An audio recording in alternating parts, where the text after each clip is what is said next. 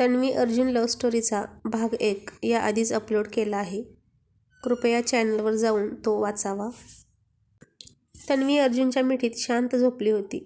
लग्न होऊन जवळजवळ महिना होत आला होता, तरीही त्यानं तिला तिच्या हक्काचं सुख दिलं नव्हतं. तिच्यावर सूड उगवण्यासाठी त्याने तिच्याशी लग्न केलं असंच सर्वांना वाटत होतं. ते दोघे एकाच बेडवर झोपायचे, पण तरी तो तिला हातही लावत नव्हता. कारण प्रत्येक गोष्टीत ती त्याच्यापेक्षा सरस होती आणि त्याला तेच आवडत नव्हतं. निदान नवऱ्याच्या स्पर्शासाठी ती उतावीळ होऊन मला शरण येईल, प्रेमाची भीक मागेल, माझ्या पाया पडेल, माझी मनधरणी करेल, माझ्यासाठी नटून सजून मला इम्प्रेस करायचा प्रयत्न करेल, असं त्याला वाटलं. त्याला तिच्या तोंडून हे ऐकायचं होतं की मी तुझ्यावर प्रेम करते. त्यालाही ती आवडत होती. अगदी पहिल्यांदा जेव्हा त्यानं तिला एका मीटिंगमध्ये पाहिलं तेव्हा. सगळेजण आले होते, मात्र तन्वी सुभेदार अजून आली नव्हती. तिच्यामुळे वाट पाहावी लागली म्हणून तो चिडला होता. पण रागावून चालणार नाही, कारण साऱ्या मीडियाचं लक्ष त्याच्यावर होतं.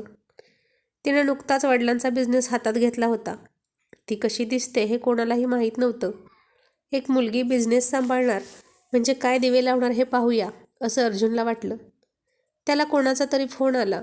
तो उठला आणि बाहेर जायला निघाला गडबडीत. इतक्यात त्याला तिचा धक्का लागला. त्यानं चिडून रागातच तिच्याकडे पाहिलं. तो तिला काहीतरी बोलणार इतक्यात तिनं तिचे केस चेहऱ्यावरून बाजूला सरकवले आणि तो तिच्याकडे पाहतच राहिला.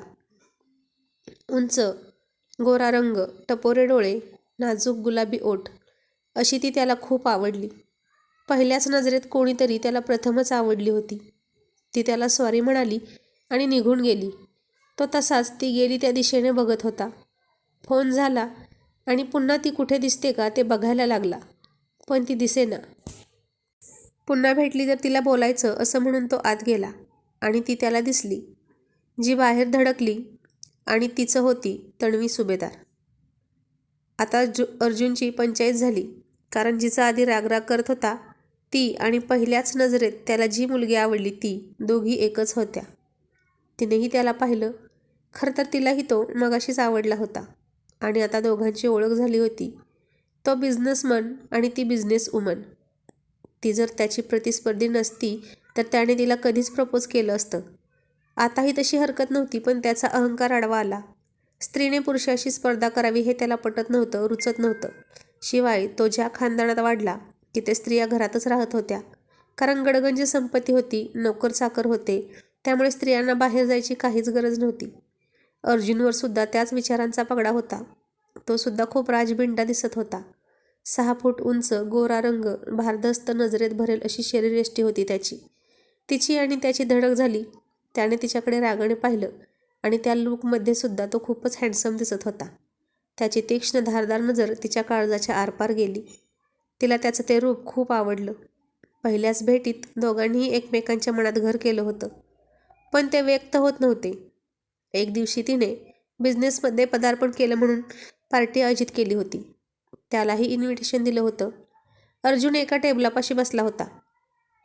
तो ड्रिंक घेत होता.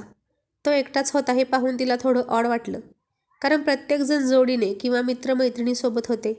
त्याला कोणी मित्रमैत्रीण नव्हतं की काय, असं तिला वाटलं.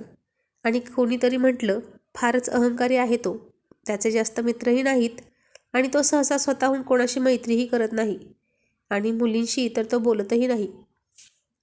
एवढा हँडसम, स्मार्ट असूनही फार खडूस होता. अनेक मुलींना आवडत असूनही त्या त्याच्याजवळ फिरकतही नाहीत, कारण त्याचा रागीट स्वभाव.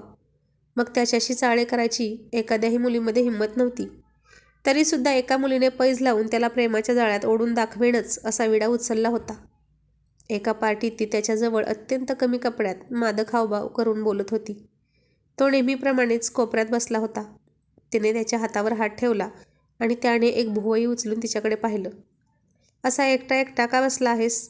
चल आपण डान्स करू, ती खूपच लाडात येऊन ओठांचा चंबू करून बोलत होती. त्याला तिचा राग आला होता, पण तरीही तो तिला काहीच म्हणत नव्हता. श्रीमंत बापाच्या बिघडलेल्या मुली असंच वागतात हे त्याला माहीत होतं. ती आता त्याला कसं खेळवते हे लांबूनच पाहणारे तिचे मित्रमैत्रिणींचं टोळकं अर्जुनच्या तीक्ष्ण नजरेतून सुटलं नाही आणि त्यानं तिलाच खेळवायचं ठरवलं. मग त्यानेही तिच्या हातावर हात ठेवला. व्हेरी ब्युटिफुल असं तिला म्हणाला. इतक्या सहजासहजी तो तिच्या जाळ्यात येईल असं तिला वाटलं नव्हतं, पण तो तिच्याकडे बघून हसत होता. त्यामुळे तिचा कॉन्फिडन्स वाढला होता. कारण मला कोणताही मुलगा नकार देऊ शकत नाही असा तिला स्वतःबद्दल ओव्हर कॉन्फिडन्स होता. मग तिने त्याला मादक हसतच ओढत डान्स करायला घेऊन गेली. त्याच्या खांद्यावर तिचे हात आणि त्याचे हात तिच्या कमरेवर होते. आता आपण पैज जिंकलो या उन्मादात आणि काहीशा मस्तीतच ती डान्स करत होती. ती त्याचा किस घेण्यासाठी त्याच्या तोंडाजवळ जात होती, पण तिच्या तोंडाला येणाऱ्या दारूच्या वासाने त्याचं डोकं दुखायला लागलं. तिचं तोंड जवळ आलं की तो तोंड फिरवायचा आणि ती त्याच्या मित्रमैत्रिणींच्या टोळक्यांकडे पाहतच मी जिंकले अशी 2 बोटे वर करून खूण करत होती. नाचताना एका मोमेंटला ती त्याच्या मिठीत येणार होती आणि त्यानं तिला पकडावं अशी तिची अपेक्षा होती आणि त्यानं याआधी तिला पकडलीही होती. ती 2-3 गिरग्या घेऊन त्याच्या मिठीत येणार इतक्यात त्यानं त्याचे हात मागं घेतले आणि ती धाडकन सर्वांच्या मधोमध खाली कोसळली. सगळेजण तिला हसायला लागले. तिचा खूप मोठा अपमान झाला होता. पुन्हा माझ्या आसपासही फिरकायचं नाही असं म्हणून अर्जुन एक जळजळीत कटाक्ष तिच्याकडे टाकत कोट उचलून खांद्यावर टाकून निघून गेला. सगळेजण तिला हसत होते. तिची फार फजिती केली होती त्यानं आणि हा किस्सा ऐकून यानंतर कोणतीच मुलगी त्याच्याजवळ जात नव्हती. तन्वीला हे सगळं ऐकून हसू आलं आणि जरी तिच्या मनात त्याच्याविषयी प्रेम होतं तरी ते जपून व्यक्त करायचं हे तिने ठरवलं. आज पार्टीसाठी तिनं साडी घातली होती, लव्हेंडर कलरची. खूप छान दिसत होती ती. तो तिच्याकडे एकटक पाहत होता लांबूनच. कमी कपडे घालणाऱ्या मुलींचा त्याला राग यायचा, पण तन्वी बाकींच्या मुलींसारखी नव्हती. शिकलेली असूनही ती साडी घालत होती हे त्याला मनापासून आवडत होतं आणि तीही त्याला आणखीनच जास्त आवडू लागली होती. तिचं त्याच्याकडे लक्षही नव्हतं. किती गर्विष्ठ आहे ती.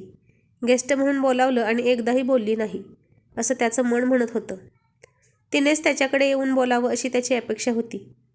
कुठल्याच मुलीशी न बोलणारा अर्जुन आता तिच्याकडून नकळतपणे अपेक्षा ठेवत होता, पण कोणत्या हक्काने हे त्यालाही कळत नव्हतं. खरं तर ती येणार होती त्याच्याकडे, पण हा सर्वात लांब बसला होता एका कोपऱ्यात आणि सगळ्यांना भेटता भेटता वेळ लागत होता. सगळे तिला येऊन भेटत होते, पण याची इच्छा होती की तिने मला येऊन भेटावं. तिला त्याचा अंदाज आवडला होता. पुरुष हा असाच असावा, मानी, स्वाभिमानी. ती जिकडे जिकडे फिरत होती, सर्वांशी प्रेमाने हसून बोलत होती, हातात हात देत होती. त्याची नजर तिकडे तिकडे तिच्यावर खेळत होती. एक एक घोट तो पीत होता. तिचं भुरळ घालणारं हास्य त्याला आणखीन वेड लावत होतं. तिच्याकडे बघण्याच्या नादात त्याने नेहमीपेक्षा जास्त ड्रिंक घेतली. त्याला ती चढली होती. आता ती त्याच्याकडे आली. Hello mister Arjun. आणि तो उभा राहिला. दारूच्या नशेत तिच्याकडे पाहून हसला. त्याचा खोटा अहंकार गळून पडला होता. तिने त्याच्या हातात हात दिला आणि तो हात त्याने तसाच धरून ठेवला. तो काय करतोय हे त्याला कळत नव्हतं, पण नशेत माणूस जे बोलतो ते खरं असतं हे तिला माहीत होतं. आता ती त्याला त्याच्या खूपच जवळ दिसत होती. त्याच्या स्पर्शाने ती मोहरली होती हे नक्की. तिचा चेहरा लाल झाला होता लाजून. सगळ्यांशी हात मिळवला तेव्हा काहीच नव्हतं वाटलं, पण त्याच्या स्पर्शाने तिला वेगळीच अनुभूती मिळत होती. तू आज खूप सुंदर दिसत आहेस. मला आवडतेस तू. अगदी पहिल्यांदा पाहिलं तेव्हापासून. तू जर माझी प्रतिस्पर्धी नसतीस तर किती बरं झालं असतं मला तुझ्याशी. आणि असं म्हणून त्याचा तोल गेला आणि तिने त्याला सावरलं. खुर्चीत बसव. त्याचं डोकं तिच्या छातीला टेकलं होतं आणि तिचे हात त्याच्या भोवती. त्याच्या स्पर्शाने तिची छाती धडधडायला लागली. किती निरागस दिसत होता तो. दिवसभर चेहरा नुसता इस्त्री केल्यासारखा कडक असतो त्याचा, पण आता तो खूप क्यूट वाटत होता. तिने त्याच्या ड्रायव्हरला बोलावलं आणि घरी पाठवलं. रात्रीसुद्धा ती त्याचाच विचार करत होती. त्यानं तिचा पकडलेला हात हातात घेऊन ती त्याच्याकडे एकटक पाहत होती. त्याला मी आवडते, पण त्याला मी प्रतिस्पर्धी आहे म्हणून त्रास होतो आहे. ती तिच्या हाताकडे बघत बोलत होती. नशेत त्यानं त्याच्या मनातलं खरं खरं प्रेम व्यक्त केलं होतं. तिलाही तो आवडायला लागला. त्याची तीक्ष्ण धारदार नजर तिला राहून राहून आठवत होती. काय करू, मीच बोलू का त्याच्याशी? पण नको, नाहीतर तो मलाही इतर मुलींसारखंच समजायचा. त्यापेक्षा आता त्याचीच वाट पाहूया. आता पुढे बघू, काय होईल ते होईल असं म्हणून ती झोपली. अर्जुनला मात्र काहीच आठवत नव्हतं. तो काय बडबडला ते. फक्त ती जवळ आली आणि तिने त्याच्या हातात हात दिला एवढंच फक्त त्याला आठवत होतं.